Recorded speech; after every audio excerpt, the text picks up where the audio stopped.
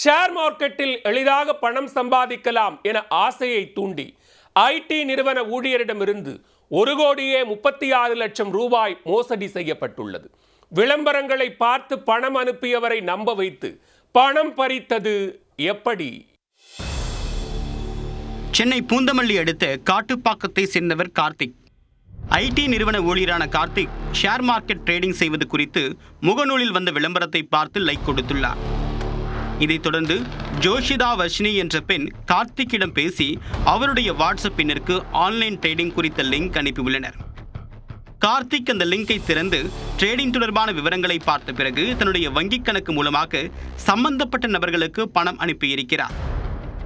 ராணிப்பேட்டையை சேர்ந்த அருண், பள்ளிக்கரணையை சேர்ந்த ரமேஷ்குமார் ஆகியோர் கார்த்திக்கிடமிருந்து பணத்தை பெற்றுள்ளனர். கார்த்திக் முதலில் 4 லட்சம் ரூபாய் அனுப்ப அதில் லாபத்தொகையாக 36,000 ரூபாயை அவர்கள் திருப்பிக் கொடுத்துள்ளனர். பிறகு சிறுக சிறுக கார்த்திக் பணம் அனுப்ப லாபம் வருவதாக அவர்கள் கார்த்திக்கை நம்ப வைத்துள்ளனர். ஷேர் மார்க்கெட்டில் intra trading, block trading, IPO என்று பல பெயர்களை சொல்லி ஒரே மாதத்தில் கோடிகளில் புரளலாம் என்று கார்த்திக்கை அவர்கள் நம்ப வைத்துள்ளனர். இதை நம்பி கார்த்திக் 1,36,00,000 ரூபாயை அருண், ரமேஷ்குமார் ஆகியோர் தெரிவித்த வங்கிக் கணக்கிற்கு அனுப்பியிருக்கிறார். ஆனால் ரமேஷ்குமார், அருண் ஆகியோர் உறுதியளித்தது போல் பணத்தை திருப்பிக் கொடுக்காமல் மோசடி செய்ததாக கூறப்படுகிறது.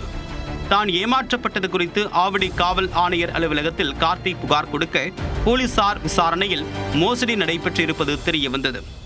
அதைத் தொடர்ந்து ஷேர் மார்க்கெட் ட்ரேடிங் என்று பணம் வாங்கிய ரமேஷ்குமார், அருண் ஆகியோரை போலீசார் கைது செய்தனர்.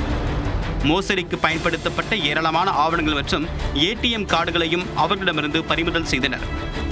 இந்த வழக்கில் மேலும் பலருக்கு தொடர்பு இருக்கக்கூடிய நிலையில் தலைமறைவாக இருக்கக்கூடிய அவர்களை பிடிக்க தனிப்படை அமைக்கப்பட்டுள்ளது.